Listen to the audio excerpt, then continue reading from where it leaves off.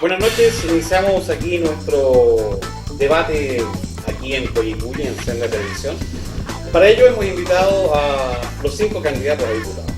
Lamentablemente, y lo digo así, lamentablemente no puede asistir Valeria Raín, mandó un correo electrónico donde dice que tiene otras actividades que hacer a esta misma hora en Purén.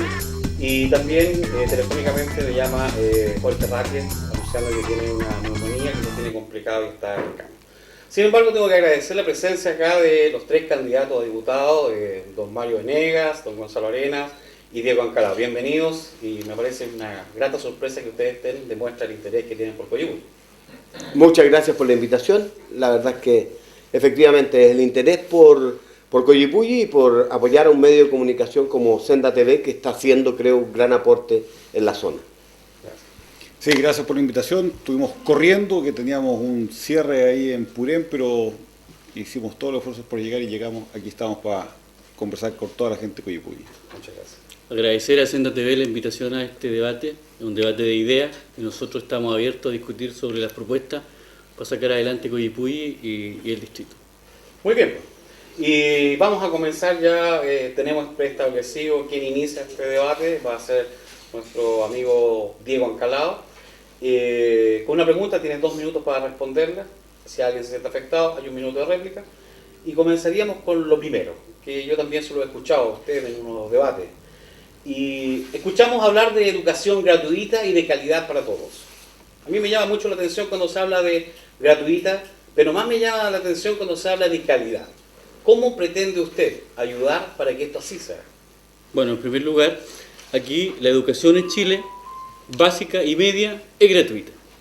El problema que tenemos que resolver ahí es un problema de calidad. Y para resolver ese problema de calidad, aquí hay 2 cosas absolutamente claras. Tiene que aumentarse la cantidad de recursos en esa zona y desmunicipalizarla. El Estado tiene que hacerse cargo y responsable de la calidad y de la educación, además de ser gratuita. El segundo punto, en lo cual hay que hacer la diferencia, también necesitamos que la educación superior, centros de formación técnica, institutos profesionales y universidades sean de calidad. Las universidades públicas y estatales, que son con financiamiento del Estado, y el Estado lo financiamos todos los chilenos con la boleta del PAN. Con ese impuesto nosotros financiamos, y tiene que ser la educación superior de calidad y tiene que ser gratuita en las instituciones que el Estado financia. Eso por una parte. Y para eso nosotros tenemos gran responsabilidad, porque yo, como ex dirigente universitario, como ex vicepresidente de la Federación de Estudiantes de la Universidad de la Frontera, siempre estuve preocupado de la educación de calidad y gratuita.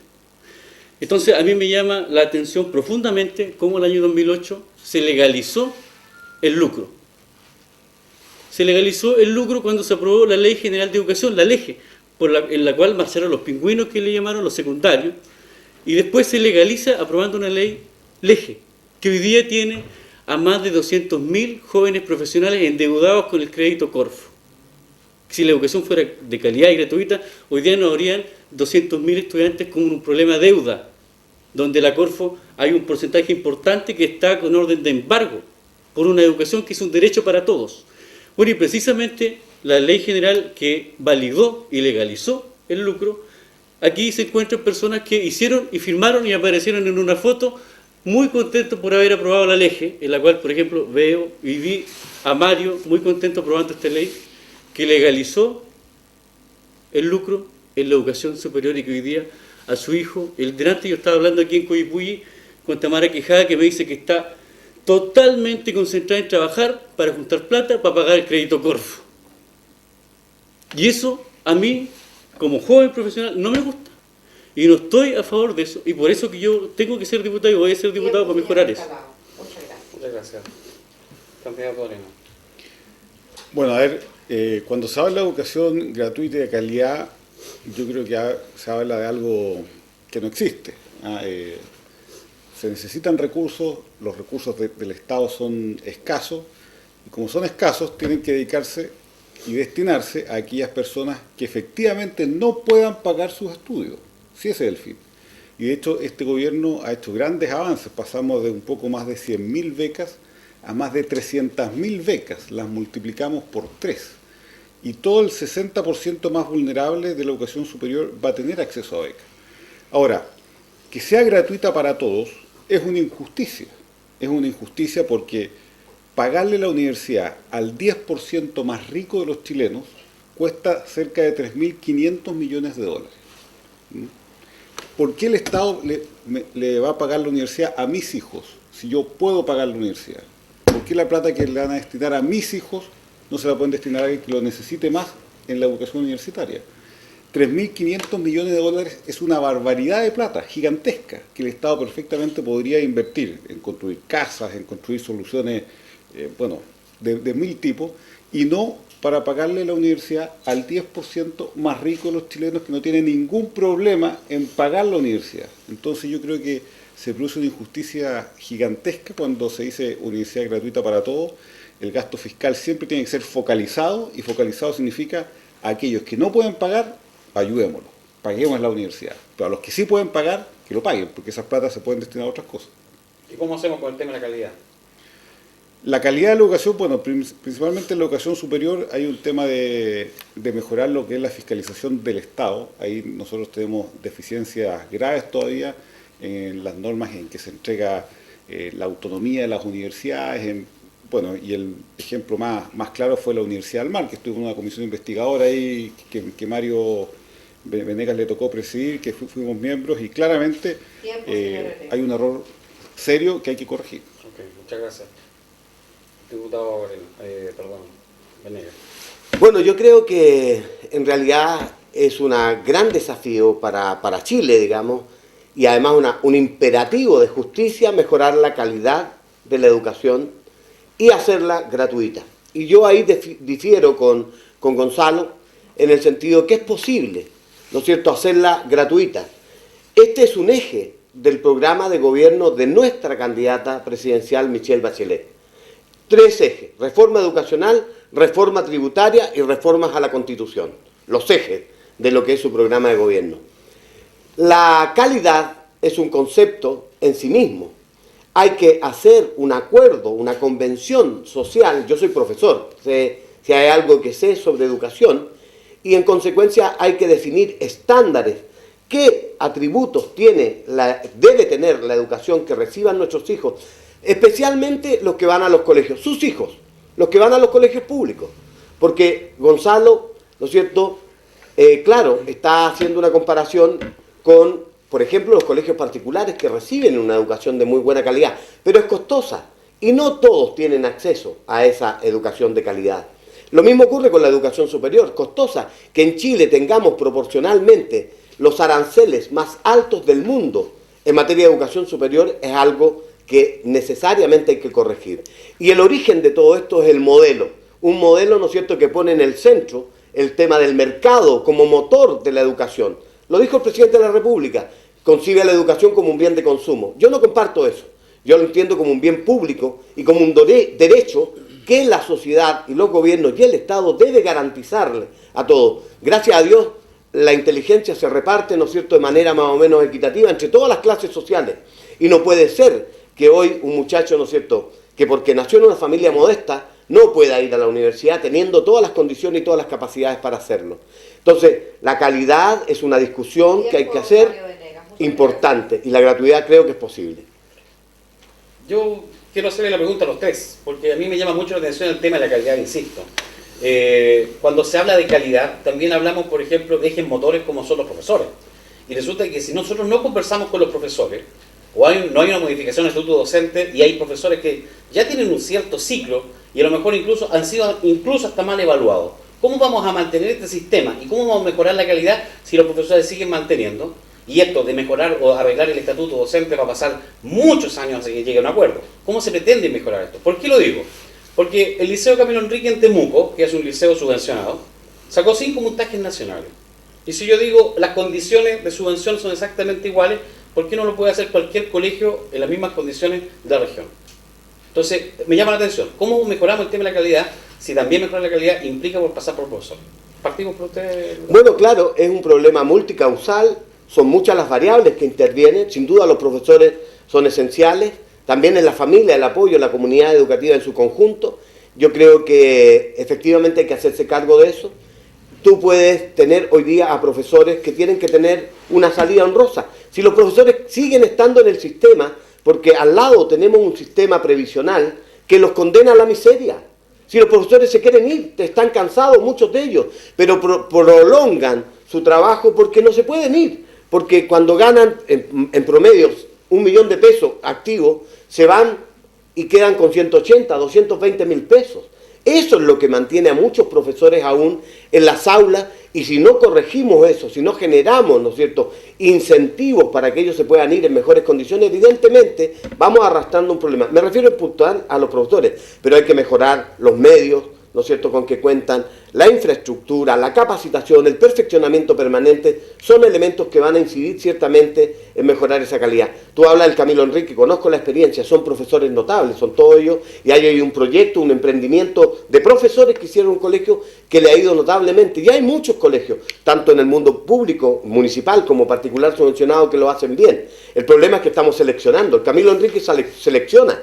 El Camilo Enrique es segregador. Ahí si tú no tienes un promedio no entras. En esas condiciones, yo como profesor creo que es fácil conseguir esos puntajes. Hoy día un chico estaba intercediendo en Angol, tiene 5,5 promedio, un informe de personalidad espectacular, no lo reciben en el Juanita Fernández Solar de Angol, que es un colegio municipal. ¿Te parece correcto eso?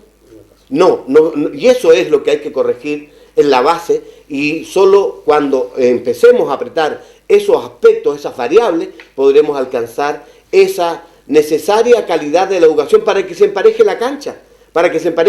Si no, competimos en muy desiguales condiciones con aquellos niños que tienen colegios particulares, van a los mejores colegios, es claro que van a tener buenos resultados en la prueba de selección de universidad y se quedan en las mejores universidades. Gracias, una injusticia. Candidato. Candidato Arenas. Bueno, yo creo que en cuanto a calidad, aquí tenemos un ejemplo muy cercano, y que a mí me tocó ver en forma bastante intensa, que es el Liceo Bicentenario de Purén. Nosotros fuimos a hablar con el ministro Joaquín Lavín en su momento para que el Bicentenario se instalara en Purén. Lo que primero nos dijeron es que Purén no tenía la masa crítica suficiente, no había la suficiente capacidad de alumnos ni profesores. Bueno, después de mucho trabajo se accedió, se instaló el Liceo Bicentenario de Purén. Son los mismos profesores, son los mismos alumnos que han estado siempre en Purén y hoy día están entre los mejores puntajes de Chile. ¿Y cuál fue la diferencia? ¿Qué marcó el hito de diferencia? Lo que marca la diferencia son profesores motivados, que se sienten protagonistas, y alumnos además motivados que sienten que estudiar va a marcar una diferencia en sus vidas. Y por lo tanto es más allá que una cuestión de recursos, sino que también una cuestión de actitud y de condiciones, y el Estado debe dar las cosas básicas para que esa dinámica se produzca. Y el Liceo Bicentenario Purén es el tercer mejor liceo bicentenario de Chile y tiene mejores puntajes que muchos colegios particulares pagados. Y por lo tanto hay potencial, se puede hacer. El tema es que, y bueno, y ahí se da mucho, hay también mucha unidad entre lo que son los profesores, los alumnos y los apoderados. Hay un círculo virtuoso, cosa que no se da siempre en nuestros colegios, y generalmente los profesores pasan a ser una especie de víctimas entre los apoderados, algunos alumnos, etcétera, y tienen muy poco protagonismo y por ende muy poca motivación. Y eso pasa no tanto por una cuestión de plata, sino que también los profesores, muchos son profesores por vocación. Pasa por una cuestión de sentirse que están haciendo un trabajo de calidad y que se les reconoce. Y eso es muy importante. Candidato Alcalá. Mira, bien preciso.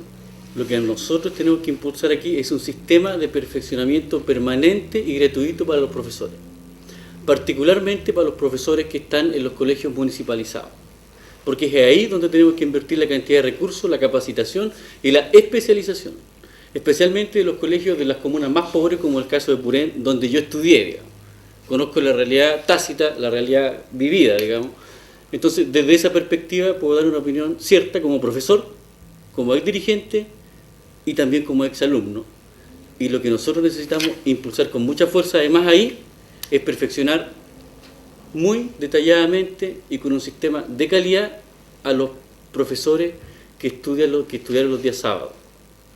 Los profesores que estudian los días sábados necesitan un sistema de capacitación especial, porque ellos están dando clases en los colegios del campo y precisamente donde están los niveles más bajos en términos de rendimiento, y también donde están los colegios más pobres y donde están las familias más pobres.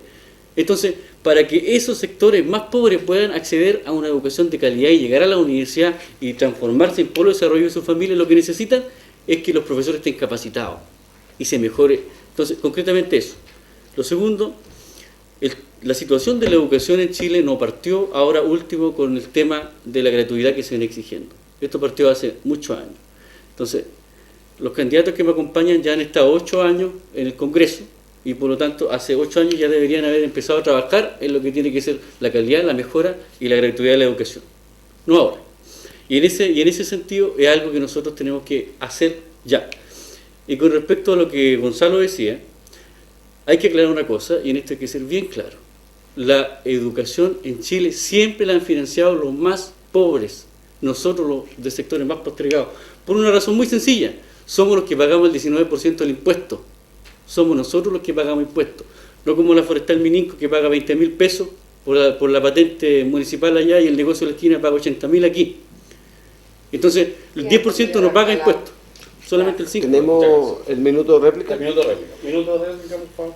Bueno, yo lo que quiero decir es que respeto el planteamiento de Diego, pero yo me siento muy tranquilo con lo que he aportado en la Cámara de Diputados durante estos 8 años. He sido miembro de la Comisión de Educación y hemos hecho avances importantes. Él desconoce que es un paso importante haber terminado con la LOCE, la Ley Orgánica Constitucional de Enseñanza, una ley heredada de la dictadura que nosotros pudimos modificar, ¿no es cierto?, insuficientemente precisamente porque en el contexto actual, con sistema binominal, con la composición de la Cámara, no era posible, pero se avanzó significativamente. El lucro estaba en el proyecto original de Michelle Bachelet y fue precisamente la alianza la que no estuvo dispuesta a colaborar con sus votos y se tuvo que negociar.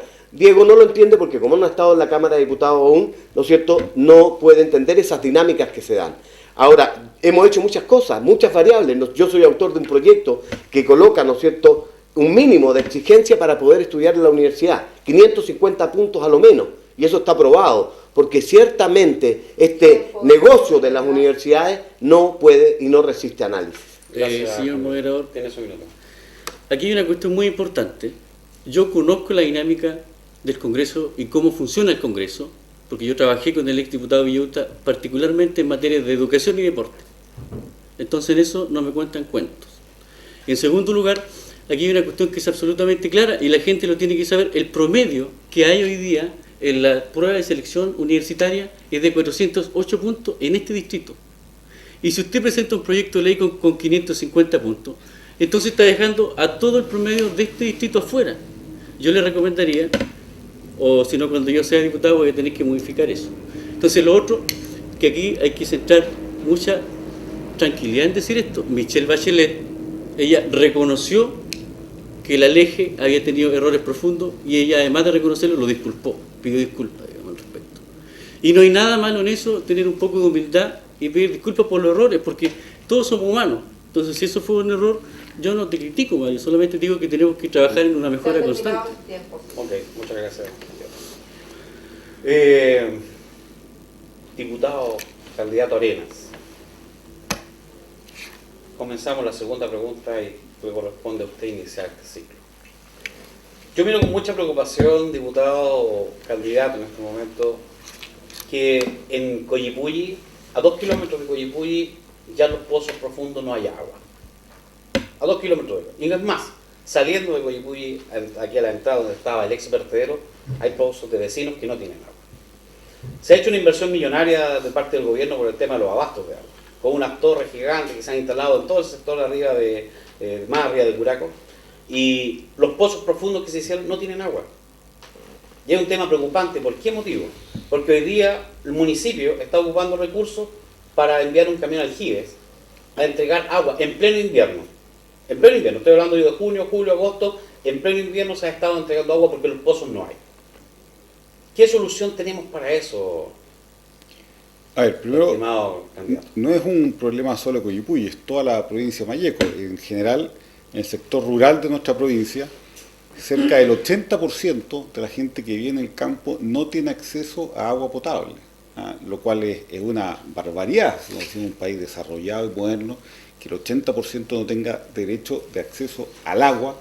Una cosa tan básica es sin duda tremendo. Ahora, todas las inversiones que se hagan en abastos de agua, en sistemas de APR, son bienvenidos. Y algunos pozos han resultado malos, de proyectos que no se hicieron bien, pero la mayoría de los abastos de agua ha funcionado, tiene agua. Lo que pasa es que es casi tirar una gota en el océano, porque la necesidad es tanta que siempre se hacen pocas estas inversiones. Ahora, este gobierno, como ningún otro, ha invertido cifras millonarias en tratar de hacer abastos de agua como corresponden. Ahora, lo que tenemos que hacer acá también es cuidar más el agua. ¿Ah? ¿Y en qué sentido? Las aguas lluvias hoy día nosotros las perdemos prácticamente. No hay embalses buenos. Hay un proyecto teórico que se hizo en Purén. Alguna vez se pensó también hacer un embalse aquí en Coyipulli. Y por lo tanto hay que ser cada vez más cuidadosos con el recurso agua. Y yo creo que un programa de embalses, que no tienen que ser grandes embalses, pueden ser embalses medianos, etcétera, que permita poder acumular agua, el agua de invierno sobre todo, es fundamental. Ahora, el tema de la sequía es un problema que vamos a vivir mucho más grave aún en los próximos 10 o 20 años por un tema del cambio climático. De hecho, por ejemplo, muchos productos frutícolas que hoy día se dan aquí en la región están pensando en ir más al sur, ¿no es cierto?, por las necesidades de agua, y eso hay que enfrentarlo, y hay que enfrentarlo optimizando los recursos, invirtiendo más en abastos de agua, invirtiendo más en sistemas de agua potable rural, y sobre todo tratando de construir embalses para aprovechar toda esa agua de invierno que hoy día la perdemos. Gracias, candidato. Bueno, claro, es una realidad tremenda. Yo hace aproximadamente 6 años atrás, junto al diputado Eduardo Zafirio, en ese entonces de la Democracia Cristiana, nos acercamos a la intendenta de la época, Nora Barriento, a plantearle la necesidad de que se estableciera un convenio de programación destinado a precisamente invertir en almacenar agua, porque es un problema que afecta al Lumaco, los sauces, Purén. Lamentablemente no nos hicieron caso, y esto va acrecentándose y profundizando.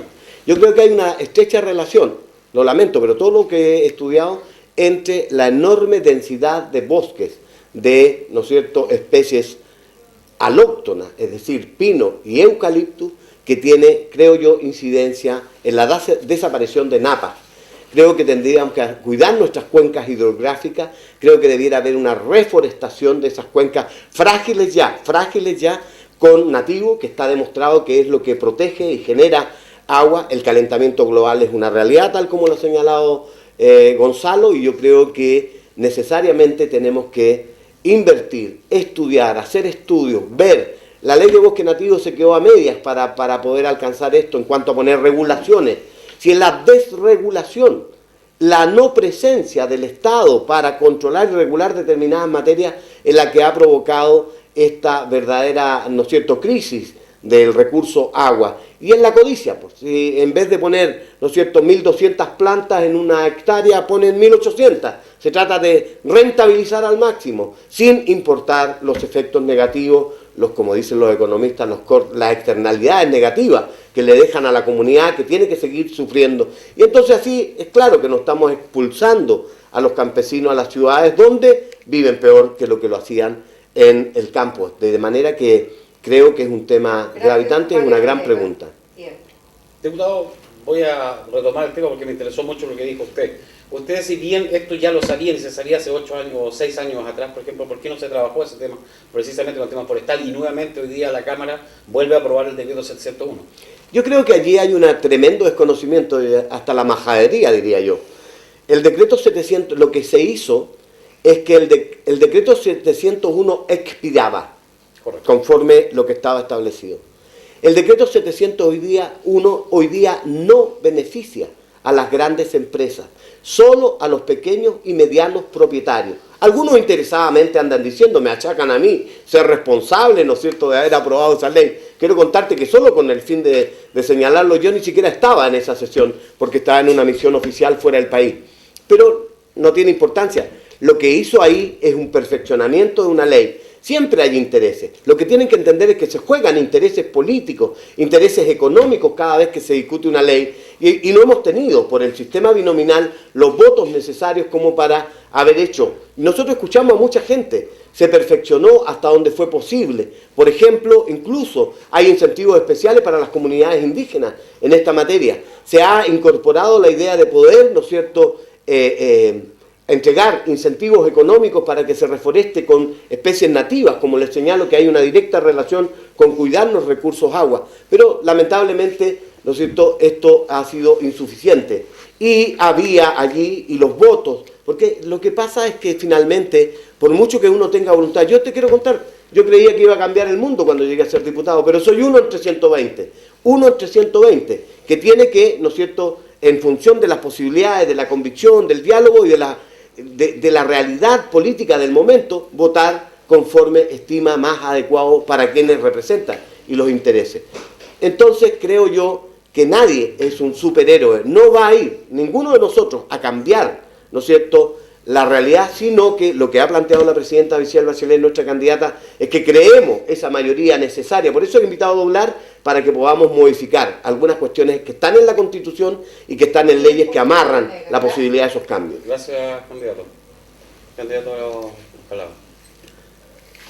Aquí hay que ser claro en los temas que se están conversando.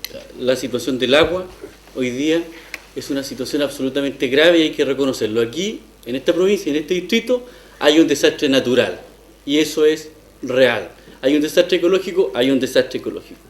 Esta provincia antes tenía más agua. Hoy día está en una situación de sequía, de certificación, donde tenemos hoy día el secano interior, así se llama la zona de Purén, la ex Ciénagas de Purén. Entonces, la situación del agua la conozco de forma muy particular y muy real, porque yo vivía, y mi familia vive aún, entre Purén y Lumaco, donde estaba la laguna, que hoy día ya no es laguna, hoy día es una plantación de eucalipto y que secó la laguna. Eso es lo real. Segundo punto, las Naciones Unidas reconocieron el agua como un derecho humano fundamental. Esa es otra realidad que no hay que desconocer, y el Estado de Chile, los diputados y los presidentes que existen y que van a existir tienen que reconocer el agua como un derecho humano. Eso también es real. Entonces, y lo otro, que también el tercer punto importante, es que el causante de este desastre ecológico y de los problemas que tenemos hoy día de agua aquí es el Decreto Ley 701, que fue creado en el año 74 y que fue creado en un gobierno de facto, que fue creado por Pinochet y que su objetivo era impulsar la forestación y reforestación, y para la cual se subvenciona a la empresa. Y se subvencionaba con un 75%, después se modificó, se aumentó la modificación. Y eso hoy día nos tiene con serios problemas de pobreza, porque las forestales no pagan el impuesto, las napas freáticas hoy día están al 3 o 5%, los pozos profundos ya están secos, en invierno tienen que llevarle agua a la gente al campo. Entonces, ¿qué pasará el verano con esa familia? Entonces, para ser bien concreto y hablar de política en serio, aquí un gran error que se cometió. Tiempo, señora Escalado. Muchas gracias. Diputado, Gracias. candidato Arena, a mí me llama la atención un poco esto y me preocupa, principalmente con ustedes dos que están en ejercicio. Porque hoy día el gobierno, por ejemplo, está impulsando un proyecto de estudio hidrográfico en toda la provincia de Mañeco, y son más de 700 millones de pesos. Pero a mí me llama la atención de por qué se está haciendo un estudio hidrográfico y no se está haciendo un estudio real de dónde se está perdiendo el agua. Porque de acuerdo al Instituto Forestal de Londres, por ejemplo, ellos acreditan que una planta de 2 años de eucalipto consume alrededor de 20 litros diarios, y una planta de 20 años está consumiendo alrededor de 300 litros de agua. Entonces, cuando eso se maneja en los grupos ecológicos, yo veo que hay algo que está fallando. Porque hoy día, a lo mejor, y lo escuché incluso de la candidata Reín, que dijo, hoy día estamos viviendo un desierto verde, donde vemos verde por todos lados, sin embargo estamos desertificando nuestra tierra. Entonces, me llama la atención de por qué eso no se ha palpado, y claro, o sea, se vislumbra que es un problema, pero ¿por qué no se ha hecho nada? Esa es mi pregunta para los dos. A ver, no es que no se haya hecho nada, se han hecho muchas cosas. Lo que pasa es que aquí las soluciones mágicas con una varita no existen. Y en política y en democracia las cosas toman su tiempo, y es uno de los costos de tener democracia, costo que yo encuentro que es muy bueno, porque en definitiva es un sistema que permite generar consenso. Pero ¿ah? la gente podrá esperar tiempo, por ejemplo, cuando el agua se está saliendo en camiones, por ejemplo, por la Sí, carretera. sí, lo que pasa es que, mire, no sacamos nada con empezar a hacer pozos profundos y al final los 50 pozos profundos van a estar en lugares donde no hay agua. Entonces, tampoco sacamos nada con empezar a construir embalses y los vamos a construir en lugares donde no es posible acumularla o distribuirla. Entonces, se están haciendo estudios. Ahora, por supuesto que es una realidad que es preocupante y que se va a agravar. Si eso hay que tomar realidad y conciencia de eso. El tema es cómo buscamos las soluciones. Yo creo que la solución es el tema, como hemos dicho, de los embalses y ver bien también las compensaciones de las plantaciones forestales. Aquí, por supuesto que hay una influencia entre las plantaciones forestales y el recurso de agua. Y lo que nosotros tenemos que avanzar, y yo creo que se ha avanzado, es tratar de regular mejor la actividad forestal de modo que permita que sea un mejor vecino de todas las comunidades que giran alrededor de ella. Y en eso también implica que se haga responsable de los costos que genera una actividad económica, que yo no la estigmatizo ni mucho menos. Yo creo que la forestal... claro, producen problemas de agua, producen bastantes problemas, pero hay que regularlos, no es que haya que prohibirlos. La actividad forestal genera trabajo en la región, genera riqueza y por lo tanto... ¿Pero riqueza para quién? Bueno, para mucha gente, pues aquí la mitad de Angol vive de la A ver, actividad forestal. eso sí, yo estoy de acuerdo, pero el daño que están haciendo ecológico, Por porque eso. estoy hablando de agua, o sea, yo creo que no se compensa con toda la producción que puedan sacar. Por eso, lo que hay que hacer es regular bien cómo hacemos que Bien, conviva en señora paz Vera, muchas el gracias. bosque con el resto. Gracias, candidato. No, yo creo que hay que hablar claro y la verdad es que aquí hay intereses económicos muy poderosos. La verdad es que Forestal Arauco pertenece a una de las familias más ricas de este país. Bosque Meninco es de uno de los hombres más ricos, Mate, la familia Mate, ¿no es cierto? En el otro caso, Angelini. Y eso se expresa en el Parlamento. Digámoslo con claridad. Se expresa porque esa gente tiene parlamentarios, senadores y diputados que defienden sus intereses. Y así es. Yo lo he vivido permanentemente. No es que yo sea insensible. Estas discusiones se dan en el Parlamento. Pero, posteriormente, ¿no es cierto?, cuando llega la hora de votar, entonces se miden estas expresiones. Y lo que tenemos es un sistema electoral y un sistema político perverso, antidemocrático. El binominal hace que el señor Ancalao, que se supone que debiera compartir ideas conmigo, fue antes demócrata cristiano, después tuvo, ¿no es cierto?, creo en el PRO, en el PRI, en fin, nos debiéramos tener, pero compite conmigo. ¿Ya? Valeria Raín de repente está compitiendo conmigo, no con Gonzalo Arena ni con Jorge Ratger. ¿Cómo va a ser razonable eso? Y eso es lo que hay que cambiar. Por eso es que la presidenta está planteando, ¿no es cierto?, una reforma de la Constitución para que las mayorías se expresen efectivamente, porque hoy día es una camisa de fuerza. El binominal es una camisa de fuerza, por los quórum altísimos. Esas leyes hay que modificarlas y se requieren 72, 69 votos. Y normalmente, vean ustedes qué ha pasado en democracia en los últimos años. Siempre sale un diputado de derecha y un diputado de la concertación, hoy día de la nueva mayoría.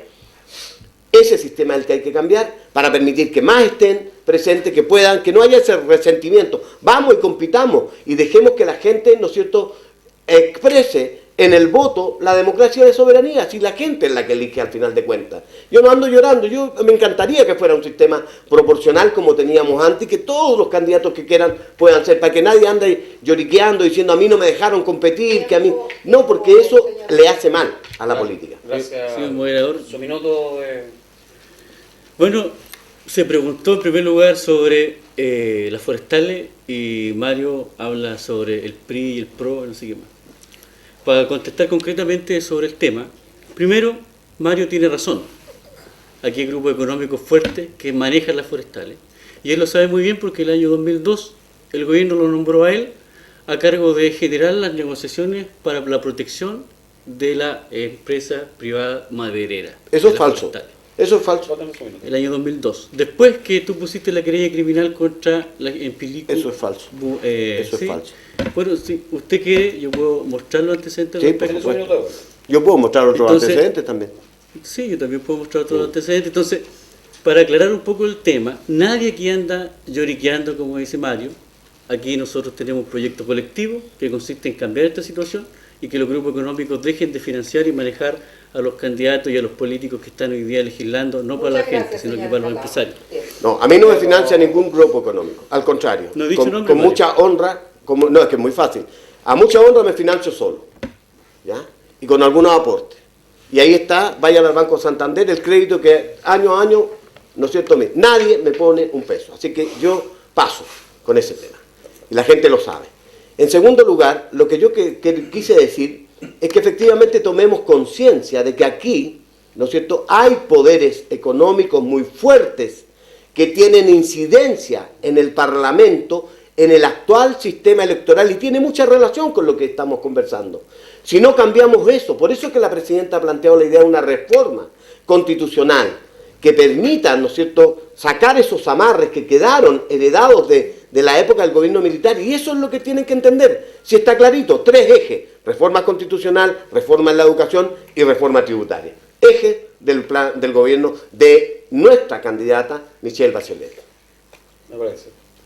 Vamos a la tercera pregunta y comienza usted, candidato Venegas. Y la pregunta es, ¿AFP o cambiamos el sistema?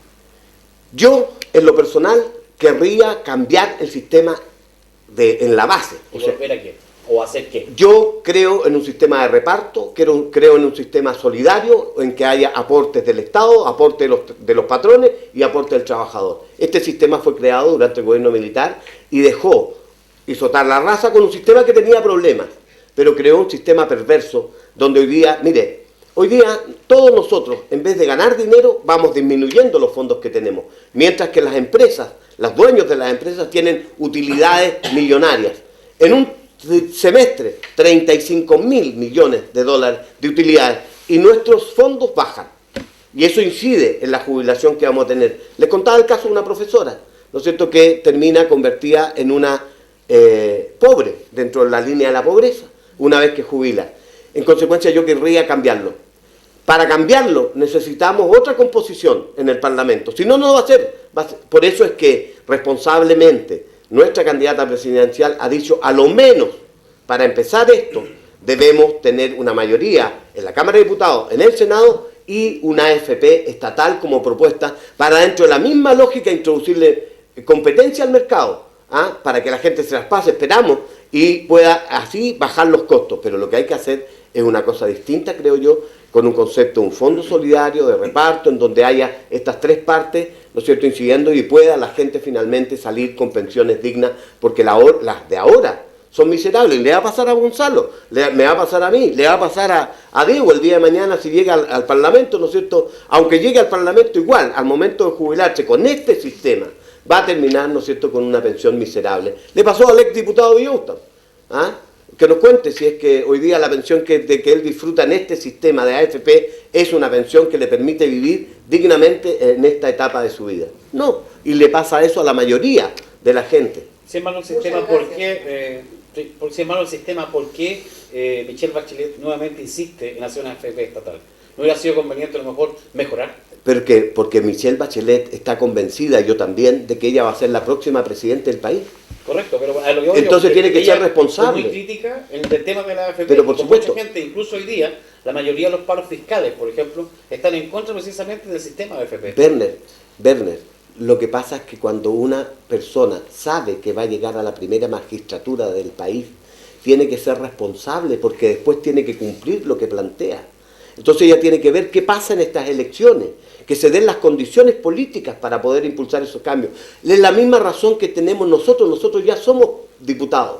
No podemos andar con un ofertón, ¿no es cierto?, en que todo lo vamos a resolver como si fuéramos Madraque el mago. No podemos, porque conocemos la dinámica. Sería irresponsable y sería engañar a la gente decir que las cosas son así de fácil de resolver, por muy justas que éstas sean. Si llegado allá, y te vuelvo a insistir, uno es un parlamentario entre 120. Gracias, candidato. Candidato Ancalao. El tema de la AFP es algo que viene hace tiempo, no es que ahora vengamos a descubrir la pólvora y a darnos cuenta que la AFP están afectando a los profesores y a la gente que está hoy día jubilando. En primer lugar, aquí lo que se tiene que hacer es cambiar ese sistema. Los políticos que han estado en este sistema y en este gobierno administrando este sistema, ellos deberían haberse preocupado de resolver esto, porque el hecho de no hacerlo te tiene hoy día como la consecuencia que la paga la gente más humilde. Estamos hablando que hay personas que están jubilando con 75.000 pesos. Es imposible que alguien pueda vivir así, en condiciones indignas. Entonces, concretamente, aquí tiene que haber una AFP estatal, tiene que haber un sistema que permita que los privados no se lleven todos los ahorros de la gente.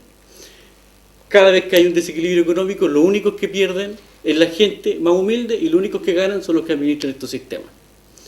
Y eso hay que cambiarlo. Y hay que cambiarlo de plano. No pueden seguir haciendo pequeñas modificaciones, pequeños amarres, pequeños arreglos al sistema y seguir administrando la pobreza. Nosotros no debemos estar para seguir administrando la pobreza, nosotros estamos para resolverla. Y para eso están hoy día los políticos administrando el poder ejecutivo y el legislativo.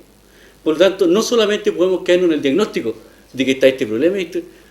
Está bien, aunque Mario piense que él es uno más. Pero nosotros estamos aquí para generar liderazgo y para generar cambios. De lo contrario, mejor nos quedamos en la casa y dejamos que este sistema injusto lo sigan administrando los mismos. Y eso es lo que nosotros tenemos que cambiar. Este sistema de AFP no puede seguir funcionando así. Candidato Encalado, pero de hecho, si usted me está diciendo que es perverso el sistema y que es malo, ¿por qué se replica?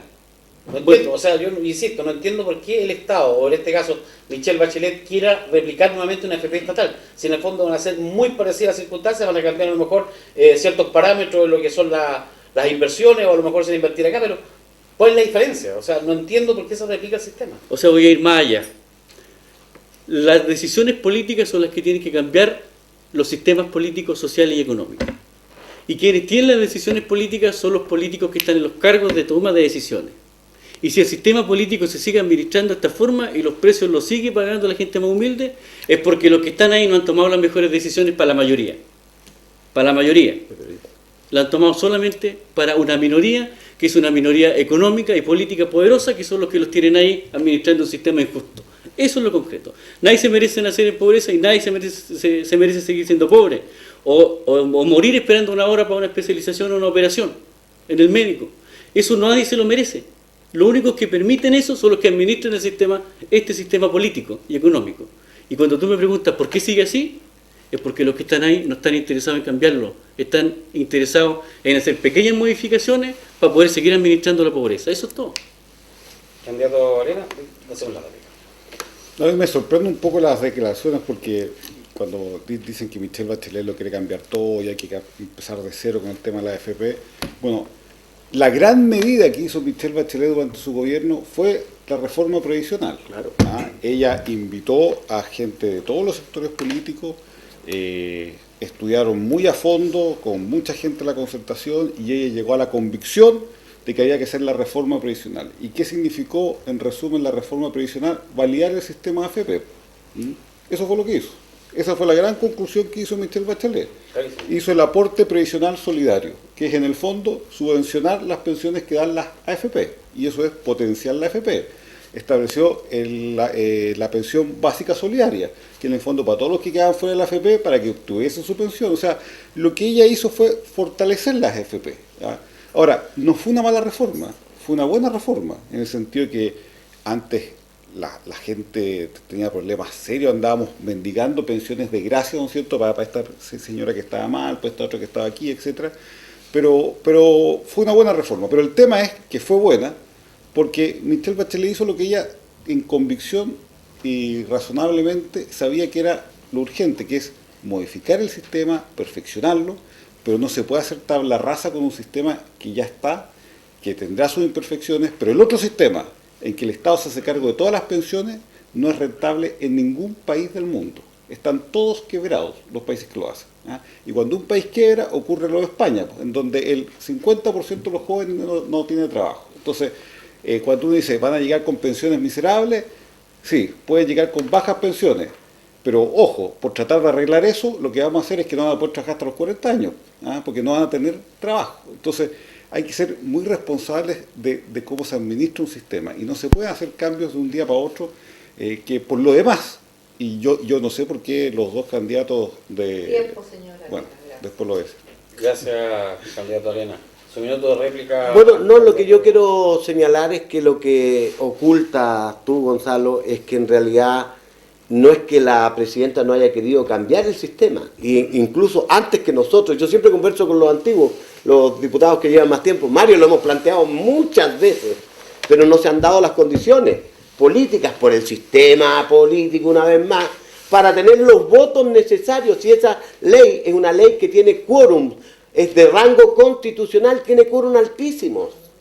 Y no se puede, vuelvo a insistir, no se ha podido. La presidenta pone a alguien en duda que ella no hubiera querido cambiar ese sistema en su esencia. La realidad política, la urgencia de mejorar las pensiones de los más pobres, la urgencia de definir una pensión básica solidaria, la llevó a negociar, porque las leyes se tienen que negociar con, ¿no es cierto?, la oposición en ese entonces, ¿ya? Así es, y así va a seguir siendo mientras no se produzca, ¿no es cierto?, una mayoría sustantiva que permita que efectivamente Gracias, tenga el respaldo legislativo para hacerla. Gracias. ¿Tiene réplica? Sí, mire, en realidad echarle la culpa a todo el sistema binominal o al sistema electoral a mí no me parece. Ahora, las conclusiones de la pensión básica solidaria y la reforma previsional no se la modificaron a Michelle Bachelet en el Congreso. Ella llegó con esa reforma, Sí, pues, claro. era lo que ella dijo que había que hacer, y por lo tanto nadie le tiró para abajo el proyecto, se lo bombardeó, se lo cañoneó, nada. Ella presentó un proyecto y prácticamente tal cual se aprobó, y por lo tanto no tuvo que negociar con nadie en el Congreso. Ella presentó un proyecto del cual estaba convencida, y su convencimiento era que el sistema de AFP funciona y hay que perfeccionarlo. Entonces, que ella venga a prometer ahora que va a borrar con el codo todo lo que hizo durante su gobierno, me parece un poco extraño. Ahora, otra cosa que me parece extraño, yo se lo decía a los dos candidatos, es que encuentren que el país está tan malo cuando ellos lo gobernaron 20 años. O sea, fueron 20 años de puro desastre. Esa es la conclusión que yo saco, porque todo está malo la AFP, está malo el sistema económico, está malo el sistema electoral.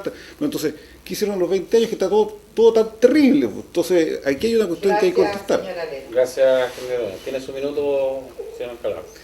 Bueno, yo valoro lo que Gonzalo acaba de decir, y también tengo que felicitarlo porque Gonzalo, aún no siendo acá, ha hecho grandes aportes en distintas cosas, pero diferimos bastante en el diagnóstico, porque el diagnóstico que estamos nosotros diciendo y que estoy planteando no es algo que yo haya entendido en una biblioteca o que lo haya leído en un libro o en una encuesta de estadística de pobreza o de situaciones malas.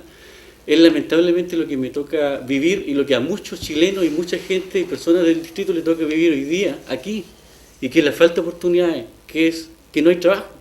El trabajo que dan la forestal a mi padre, que es obrero forestal, es indigno. Entonces, si efectivamente se generan aportes y se generan ciertos trabajos y ciertos desarrollos, no son suficientes. De lo contrario, Ercilla no sería una de las comunas más pobres del país. Purén no sería una de las comunas más pobres del país. Son realidades que tenemos y que tenemos que llegar a una relación más perfecta para poder resolver estas cosas. Pero no es en mala, es en buena. Gracias, señora Alcalá.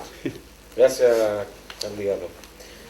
Hablando de pobreza, viene todo un proceso ahora, presidenciales, diputados, y también vienen los cores. Y dentro de los cores creo que estamos en una desventaja. Ya habíamos conversado un día en la entrevista, diputado, con respecto a que Malleco va a tener 5 cores, en circunstancia que Cautín 1 va a tener alrededor de 7 o 10. 7 7 y 8. Y claro, y Cautín 2 va a tener 8. Entonces siempre vamos a estar en desmedro con respecto a lo que es Cautín. Ahora, yo escuché un planteamiento en el foro del Diario Austral, de parte suya, del tema de Malleco ser región. ¿Qué le parece a usted ese planteamiento, señor Alcalá? Malleco tiene que ser región por una razón bien sencilla. Es la única forma de descentralizar el poder económico, político y distribuirlo en una de las provincias más pobres del país, junto con la de Arauco. Arauco igual es la más pobre. Pero aquí Malleco tiene que ser región, de tal manera que pueda tener una capacidad de decidir ciertas cosas. Porque hoy día tú tienes la provincia de Malleco con 5 cores, que va a tener una provincia de Cautín con un montón de cores, que tiene que decidir ciertos presupuestos para Malleco, el patio trasero de Cautín, de la región. Y eso no es justo. La única forma que nosotros podamos desarrollar un desarrollo endógeno, es decir, un desarrollo desde adentro y no desde arriba, es generando nuestras propias decisiones, teniendo nuestras propias instituciones y generando nuestras propias autoridades. La provincia de Malleco, según el último censo, tenía 201.000 habitantes. Según el último censo, entre 100 y 200.000.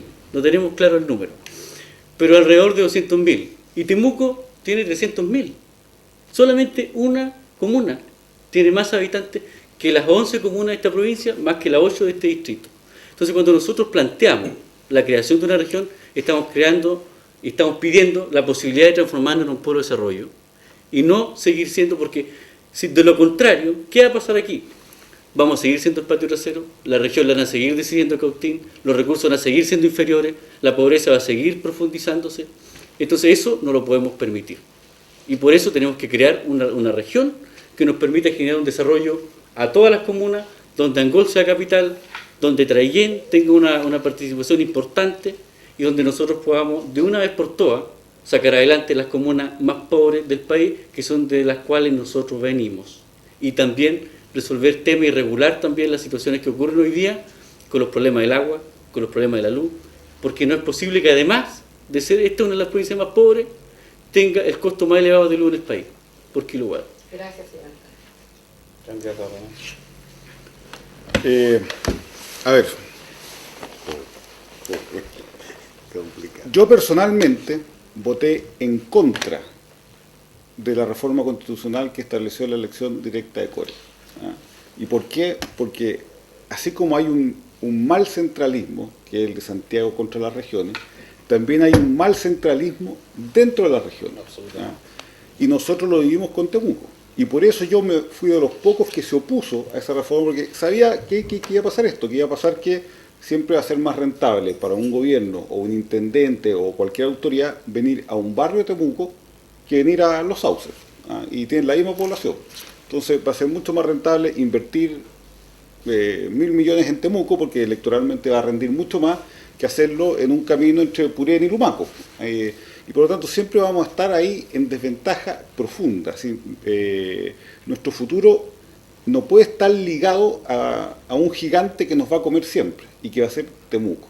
Y por lo tanto la primera propuesta que se hizo ahora último sobre Malleco Región la hizo precisamente el que era nuestro candidato presidencial, Pablo Longueira. Él fue el que estableció la idea de crear 5 nuevas regiones, entre ellas Malleco, y precisamente por eso, porque cuando hay mucha desigualdad en población y en territorio, esa convivencia no es sana, ¿ah? Siempre va a perjudicar a uno. Y por eso las realidades regionales tienen que tener una cierta igualdad, tienen que estar más o menos bien distribuidas. Y Malleco tiene una identidad, tiene una proporción, tiene un destino común que fácilmente permite que sea región, y por eso yo lo he propuesto junto con Pablo Longueira fervientemente. Yo creo que sería una muy buena medida y sin duda que nos permitiría tener más independencia, porque uno dice, bueno, pues que los recursos van a ser los mismos. Pueden ser los mismos, pero nosotros vamos a decir dónde se invierte. Y no vamos a caer en la lógica de, mire, un barrio de Temuco vale lo que vale Purén, Los Sauces y Lumaco juntos. Gracias, candidato René. Candidato René. Sí, yo he escuchado con interés esa propuesta, pero me suenan a propuestas muy de propia de las elecciones. Mi querido amigo Gonzalo ha trabajado, entiendo, por crear la comuna de Capitán Pastene, lo señalaste y no he podido conseguirlo. En tu propio gobierno. Pero eso da cuenta, no lo digo con el ánimo, sino que da cuenta de la dificultad que tiene en el marco de lo que tenemos, ¿no es cierto?, hacer estos cambios. Crear la región de los ríos, por ejemplo, fue una larga lucha de la gente de Valdivia y sus alrededores. La de Arica costó una enormidad, ¿te acuerdas las votaciones? Lo que costó y lo que consiguieron. Y de todas formas, ¿no es cierto?, eso requiere y son iniciativas del Ejecutivo. Quiero decir que, por ejemplo, la reforma a la AFP no es una cuestión que podamos resolver nosotros los parlamentarios, ninguno, sino que tiene que ser el Ejecutivo, porque lleva involucrado, ¿no es cierto?, recursos. Lo mismo la creación de una región. A mí me encantaría, por supuesto, como angolino y como mallequino, que fuéramos región, como no. Ahora la cuestión es si es factible, ¿con quién nos vamos a unir? A mí en una oportunidad plantearon la idea de juntarnos con la provincia de Arauco. Y yo allí manifesté públicamente, y no quiero desdecirme de aquello, que me parecía una mala idea porque nos estábamos juntando pobreza con pobreza. Y en consecuencia no me parecía un buen negocio. Si tú me invitas a formar una región con la provincia del Biobío, por ejemplo, entonces probablemente hay una dinamización y se genera ese polo de desarrollo del cual habla Diego.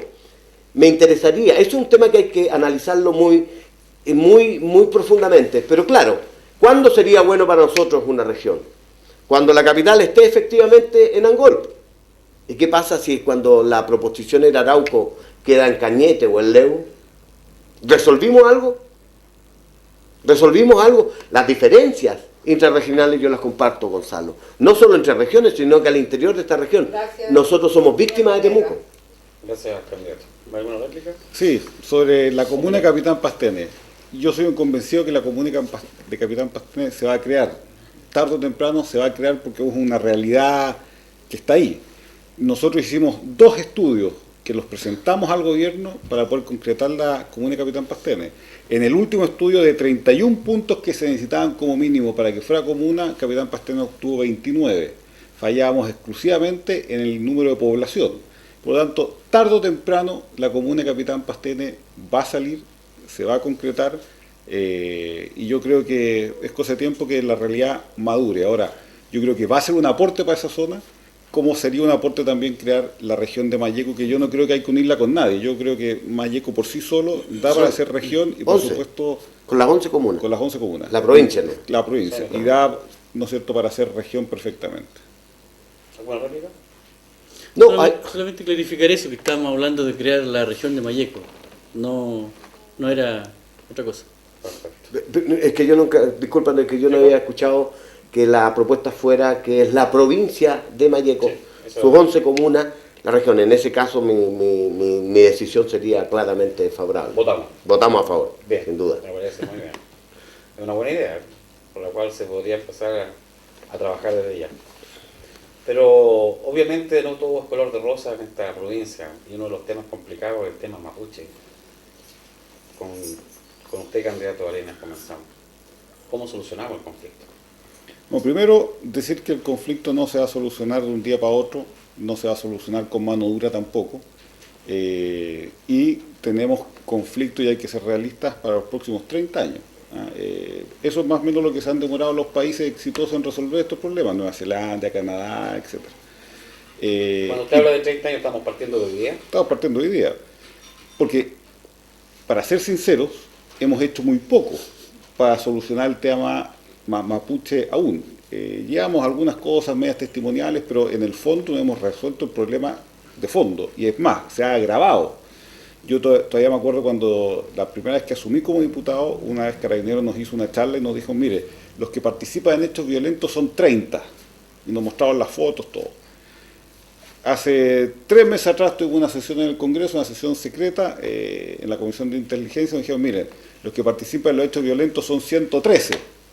En 7 años lo hemos multiplicado por 4. O sea, claramente la política nuestra sobre el tema indígena de la alianza y la concertación ha sido un fracaso. Cuando uno multiplica por 4 lo malo, significa que no funciona. Y por lo tanto, desde ahora son 30 años. Y una cosa importante, yo ya llegué al convencimiento, porque uno en esto va aprendiendo también, con la experiencia, que cualquier propuesta que nazca del Estado está destinada al fracaso. Y lo que hay que hacer es no pedirle al Estado soluciones, sino que dar las condiciones para que el pueblo mapuche llegue a consensos dentro del pueblo mapuche de cómo quiere insertarse o no en la sociedad chilena y en el país. Y yo creo que eso es la labor del Estado, es acompañar un proceso de maduración política y de consensos políticos dentro del pueblo mapuche que genere una solución propia. Hoy día es difícil, porque hoy día no se dan las condiciones. Hoy día, de hecho, uno va a hablar con una comunidad acá arriba, ¿no es cierto?, y se pelea con los de abajo porque están peleados con los de al lado. Entonces, falta generar todavía esa coordinación política Tiempo, suficiente. señores, gracias. Me parece. Tengo en ese plano muchas coincidencias con Gonzalo. En realidad creo que el tema es de difícil solución, es un tema muy complejo que tiene muchas variables. Creo que es un tema que arrastramos histórico, ¿no es cierto?, en la relación entre el Estado y nuestros pueblos originarios, y en particular con el pueblo mapuche. Siento que se ha equivocado el rumbo, incluido nuestros propios gobiernos, en el sentido de por dónde, ¿no es cierto?, encaminar. Se han hecho esfuerzos, sin duda, se han hecho esfuerzos, pero la ley indígena nadie podría desconocer un avance, ¿no es cierto? El Fondo de Tierras y Agua ha significado un avance, el programa Orígenes con todas sus deficiencias, que yo lo critiqué, lo investigué y lo denuncié en la Cámara de Diputados, significó para muchos un avance, pero ciertamente todavía estamos en deuda y es una ecuación difícil de resolver, porque hay distintas realidades. Hay gente que tiene demandas que son bien maximalistas, quieren control territorial, quieren autogobierno, quieren representación política, ¿no es cierto? Y hay otros que lo que están planteando es que se resuelvan sus problemas. En lo que estoy de acuerdo plenamente con Gonzalo es que claramente el camino es desarrollo endógeno, como señaló Diego, es decir, un desarrollo que sea concebido desde el propio pueblo, desde las propias comunidades. Y eso, por cierto, es difícil de conseguir. Veamos lo que ha ocurrido con el ADI de desarrollo aquí, el área de desarrollo en la zona de Ercilla Coyipulli. No todas las comunidades están presentes, hay algunas que se restaron porque tienen diferencias. El asistencialismo creo que no es la solución y la verdad es que si tuviera toda la solución, debiéramos nombrarme ministro del área porque habría encontrado una solución para una situación muy, muy compleja, pero que demanda hacer el mayor de los esfuerzos para contribuir en esa dirección. Gracias, y yo estoy dispuesto. Es importante señalar que con relación a los consensos dentro del pueblo mapuche debe quedar algo bien claro. Históricamente nuestro pueblo mapuche funciona de clanes y de territorios. Siempre han existido los nachos, los bajinos, el Purén y sus alrededores, y siempre los puenteches. Por lo tanto, siempre en distintos sectores ha existido siempre consejo y siempre se ha llegado a consenso, pero no todos operan de la misma forma, si no los españoles no hubiesen ganado. Por eso les ganamos a los españoles. Eso es lo primero. Lo segundo, clarificar que el fracaso del Estado con la relación con nuestro pueblo mapuche no es solamente estos gobiernos, sino que es un fracaso bicentenario. Y en eso hay que ser claro igual. Es un fracaso bicentenario y no solamente de estos últimos gobiernos. ¿Y eso qué tiene que ver? ¿Dónde parte el fracaso? Es que han querido solucionar un problema político tratando de transformar la situación de nuestro pueblo mapuche en un problema de pobreza y tratar de solucionarlo con programitas como el Orígenes, creyendo que con la construcción de un invernadero, la entrega de un tractor para resolver la situación. ¿2 minutos? No, esa no es réplica. Tienes un minuto. Continúa, no vas a hacer cola.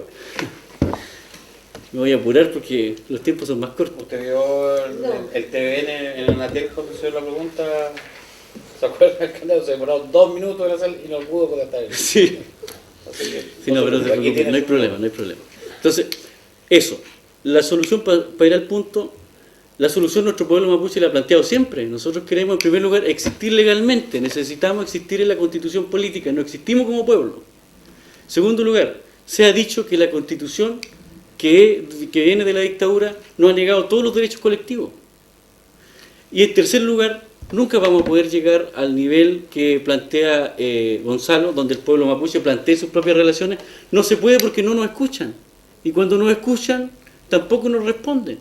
Por ejemplo, no han escuchado lo que se ha pedido sobre tierra y territorio. Inclusive algunos políticos creen que la solicitud de que nos devuelvan las tierras al pueblo mapuche es una solicitud agrícola y dicen, pero ¿para qué quieren tierra si no la trabajan? No es una solicitud agrícola, es una solicitud de un derecho político. Entonces en eso hay desconocimiento de las personas que están en el Congreso y nuestro pueblo y todos los pueblos originarios del país no están representados donde se toman las decisiones. Gracias. ¿Alguien tiene alguna réplica? ¿Agregar? Sí, yo voy a decir que cuando digo la búsqueda de consenso es porque uno se da cuenta que hay distintas posturas en el pueblo mapuche. Hay independiente de que algunos sean de un sector aquí, otro sector allá, etcétera. Hay temas, por ejemplo, como cuando se dice autogobierno, autodeterminación, nación mapuche, país mapuche. No es un tema que sea consensuado entre todos los mapuches. No es un tema donde participen todos. Son grupos que... ¿Falta liderazgo? No, el día de mañana puede ser que el pueblo mapuche llegue a ese consenso y si llega a ese consenso, bueno, bien, pero hoy día no existe. Entonces, no puede una minoría pretender representar a todas las ansias y fines del pueblo mapuche, porque el pueblo mapuche es mucho más diverso de lo que uno cree y tiene muchos más intereses de lo que uno cree. Por lo tanto, yo creo que aquí nadie se puede arrogar la representación de cuáles son los objetivos del pueblo mapuche cuando el pueblo mapuche todavía no ha logrado, ¿cierto?, un consenso sobre ello. Y yo llamo a eso, a que se produzca un consenso, manteniendo las diferencias que pueden haber entre ellos, todo lo que uno quiera, pero los consensos siempre se pueden llegar. Y cuando dicen, no, es que con los españoles nosotros éramos así y por eso ganamos, bueno, está bien, pero todas las sociedades evolucionan también, y el pueblo mapuche también tiene que evolucionar, porque yo no creo en un pueblo mapuche anclado hace 100 años atrás, que tenga que vivir en rucas todavía. No, el pueblo mapuche también tiene que evolucionar y ser mapuche en la modernidad también, porque si no los pueblos desaparecen, si los pueblos se adaptan, y el pueblo mapuche, por lo demás, en su historia, ha sido un pueblo especialmente flexible, y por eso ha sobrevivido, porque ha sido flexible y todas las influencias externas ha sabido poder amoldarlas y darle una realidad distinta. Candidato Venegas tenía su minuto de... Así es, yo creo que dije que era una ecuación difícil de resolver, porque comparto que no hay un acuerdo. Los que dicen representar al pueblo mapuche, muchos de ellos representan su propio pensamiento.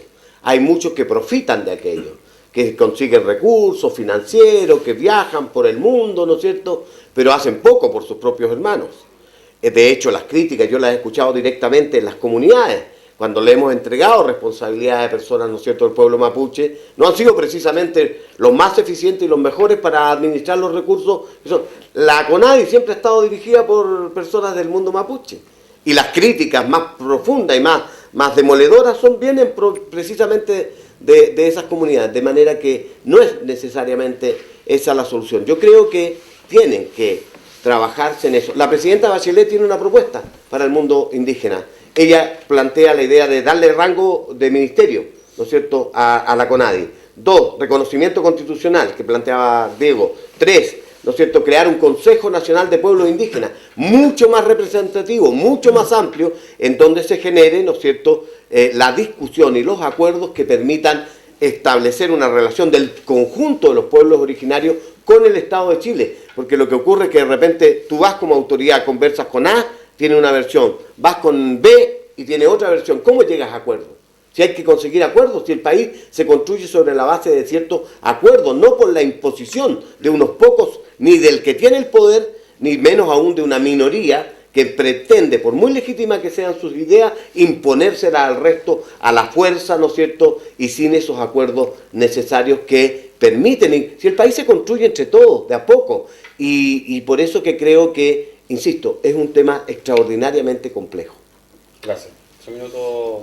Sí, bueno, es importante destacar que el pueblo mapuche en el año 1825 entregó un acuerdo que se firmó con el Estado de Chile. Y ese acuerdo, Gonzalo, tiene varios puntos que se planteó en esa época donde todos los rehues se unieron, y que es un convenio que tiene ciertas características que el Estado debería hoy día tocar, digamos, y que se vio en la Comisión de Verdad Histórica y Nuevo Trato, y que existe, es un acuerdo que cumple todas las características para poder ser visto y para poder, y ahí hay propuestas que vienen desde el año 1825. Lo otro, yo asumo y sé que el pueblo y que ningún pueblo originario queda en una parálisis paradigmática de desarrollo. Nosotros hoy día casi el 90% del país tiene sangre o tiene algún antepasado de origen indígena, por lo tanto la cultura de Chile se basa sobre los orígenes de los pueblos originarios. Y voy a hacer una pregunta. Si no se reconocen los derechos ancestrales de los pueblos originarios, la pregunta entonces es, ¿qué es lo que es ser chileno? ¿Qué es lo que sería ser chileno? Tiempo, señor. Gracias, candidato Ancala. Interesante, ¿eh? Sí, pues. Interesante el tema. Y muy difícil. Y apasionante, ¿eh? Y como dice, o sea, vamos a tener harto que conversar en el futuro. Pero también tenemos pobreza acá, bastante pobreza. Y he escuchado el término impuesto territorial. ¿Impuesto territorial? ¿Estamos de acuerdo? ¿Y cómo funcionaría? Difícil, a ver, la primera reacción que uno tiene es decir, claro, que justo es. Y además gana votos. Gana votos. Si es re fácil en elecciones decir cosas como maravilla, bien, ok, impuesto territorial, que las grandes empresas paguen los impuestos aquí. ¿Cómo se hace eso? ¿Cómo se hace eso? Es la pregunta, ¿no es cierto? Otra vez una modificación legal sustantiva. Yo he escuchado candidatos, ¿no es cierto?, haciendo ofertas de distinta naturaleza, pero la pregunta es que nunca explican cómo se va a hacer eso. Nosotros logramos un royalty para la minería, 3%, miserable. a un fondo común que va, ¿no es cierto?, y que todavía la gente del norte, ¿no es cierto?, reclama qué pasa con ese, cuánto se queda en la región.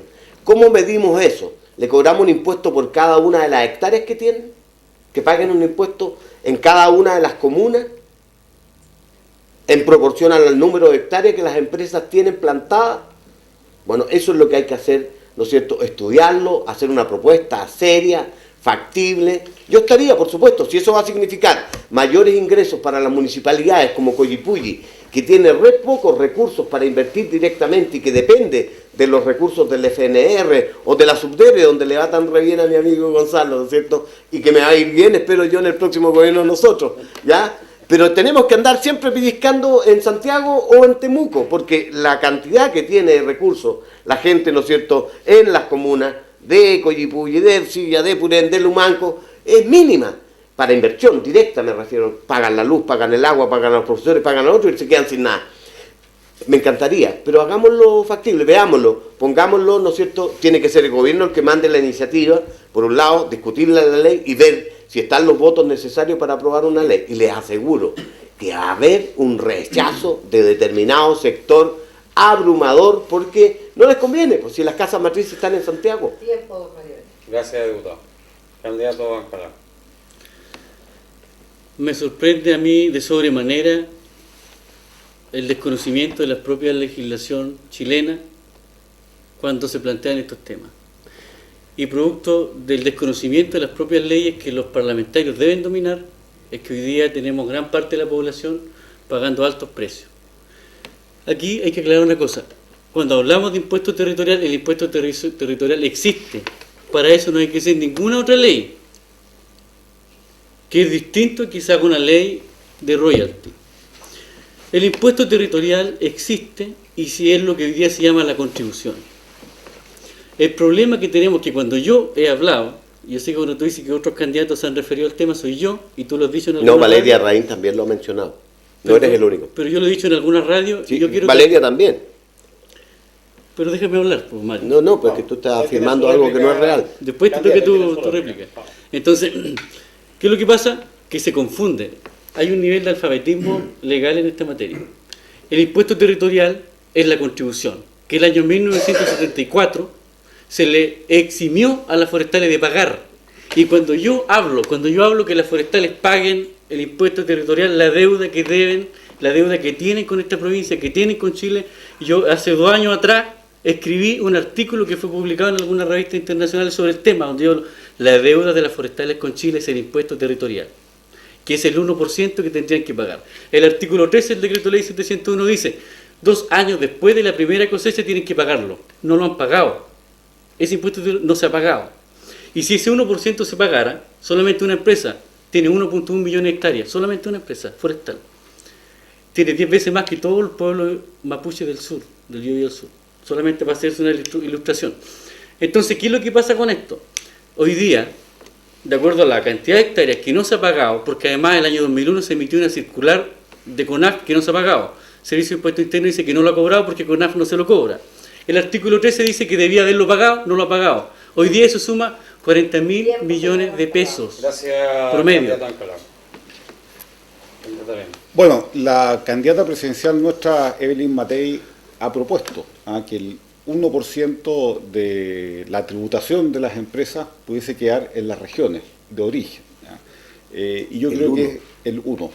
Y yo creo que eso es razonable, es una buena medida. Ahora, tampoco hay que sobreexcitarnos con el tema del impuesto que quede en la región, porque gran parte de Chile vive con ingresos que no son de sus regiones. Vivimos en gran parte del cobre. Entonces, el día de mañana, cuando la región de Tarapacá diga que la plata queda aquí, todos quedamos mal. Entonces, tenemos que ser también conscientes de que somos un país, no somos grupos aislados de regiones que se unen para ciertas cosas, somos un país y que por lo tanto tenemos que compartir ciertas riquezas, tenemos que compartir ciertas producciones, pero sin duda que al menos un porcentaje indispensable sería bueno que se tributara en las regiones, principalmente ¿para qué? No tanto para tener más recursos, sino que para compensar los daños que esas actividades productivas pueden ocasionar en esa región. Y yo creo que ahí hay un foco importante donde podemos avanzar sobre impuestos que quedan en las regiones. Bueno, yo lo que quiero decir es que sé lo que es el impuesto territorial, por cierto, ¿no es cierto? Por eso planteé el tema del número de hectáreas. El hecho que no se haya cobrado, ¿no es cierto?, significa que, como lo señaló Diego, se eximió en algún minuto, ¿no es cierto?, de ese pago. Ahora, si no se estuviera cobrando un impuesto que legalmente debiera pagarse, lo que estaríamos haciendo, ¿no es cierto?, que le estaríamos haciendo un tremendo perjuicio al fisco, y ahí habría fallado toda nuestra institucionalidad. Por eso tengo la convicción más absoluta de que una propuesta como esta, de esta naturaleza, necesariamente debiera ser iniciativa legal, estudiarse en el Parlamento y aprobarse. Yo estaría dispuesto, por cierto, lo único que me llama la atención, habría que poner los números sobre la mesa, que sea la propuesta un 1%, un 1% de lo que tributan es harto poco, porque ¿qué hace para la región? Imagínate, un 1%. Yo ya considero poco 3% que se aprobó en el royalty, que lo ponía como un ejemplo, que un royalty a la producción minera del norte. Debo recordar que, por ejemplo, en Bolivia, Evo Morales implementó un royalty cercano entre el 30 y el 50%. Y eso sí que creo yo tendría impacto significativo en términos de lograr equilibrar. Pero lo que tiene razón es que, mirado el país como en su conjunto, nuestra región es una región con un PIB, un Producto Interno Bruto bastante pobre, bastante bajo respecto de otras regiones, y una proposición de esta naturaleza pudiera significar que quedamos peor aún de lo que estamos. Bueno. ¿Candidato tenía algo de eso? No. Candidato Alcalá. No me cabe ninguna duda que gran parte de los problemas que tenemos como provincia, los niveles de pobreza y la deuda de las forestales, se debe precisamente a que nuestros legisladores desconocen cómo cobrar este impuesto. El desconocimiento de esto hoy día tiene a las comunas sin plata, sin recursos, y eso es inaceptable. Es una de las razones por la cual yo me presenté como candidato a diputado, y una de las cosas primeras que vamos a hacer en el Congreso es cobrar este impuesto. La ley 17.253, que es la de contabilidad forestal, dice que la encargada de cobrar este impuesto es la CONAF. Ellos informan al servicio impuesto. O sea, hay forma, no hay que crear ninguna iniciativa legal. Es decir, las instituciones tienen que funcionar.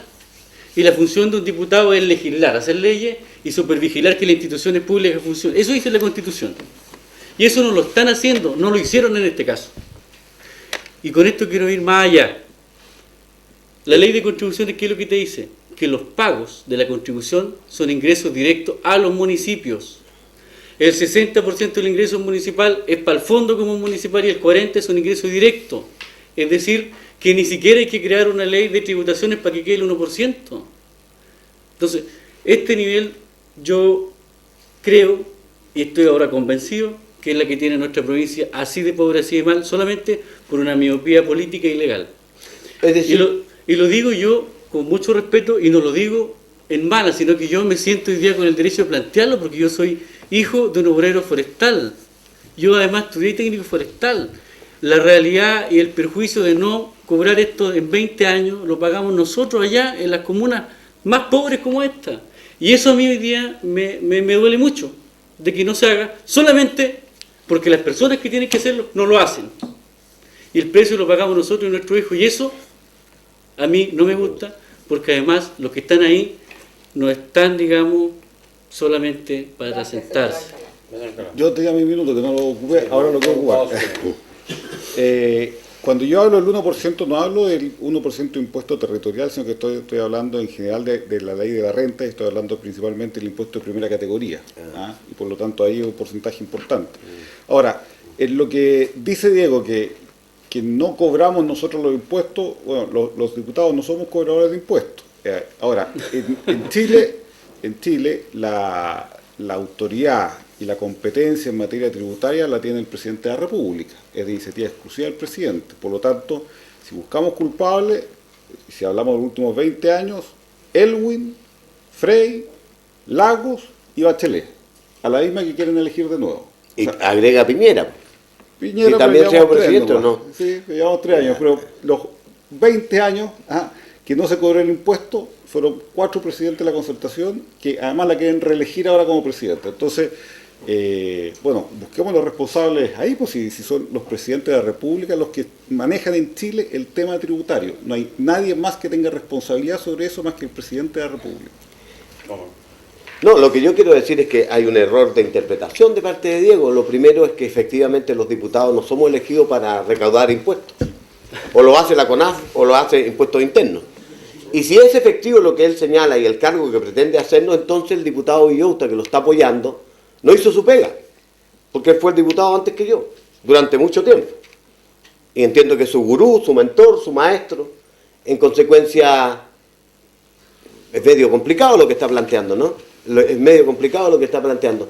Claramente, los diputados no estamos para recaudar impuestos y tal como lo ha señalado Gonzalo Arena, esto es materia exclusiva de los ejecutivos, de los gobiernos. Solamente agregar que yo me he dedicado 100% a hablar de temas programáticos, Yo lo mismo. leyes, y nunca he hecho un ataque personal a nadie. Perfecto. No podemos caer en eso, Mario. Ahí. Muchas gracias. Bueno, estamos aquí en Senda Televisión con este debate. Hemos hecho 6 preguntas a todos los candidatos. Preguntas muy interesantes y que la verdad que la gente quiere conocer de estos temas y a nosotros nos interesa porque queremos saber a quién vamos a elegir. Exacto.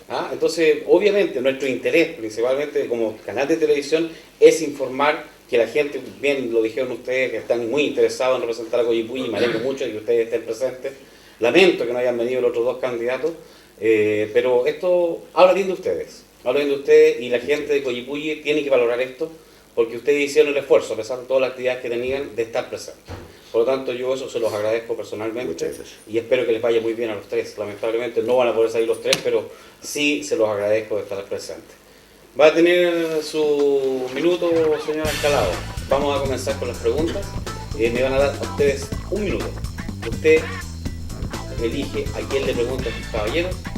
Una pregunta personal, institucional, política, es su opción. Luego lo hace el candidato Venegas y lo hace el candidato Alcalá. Posterior a ellos, los 3 tienen 2 minutos para dirigirse a las cámaras a la comunidad de Coyipulli. Una pausa y otro.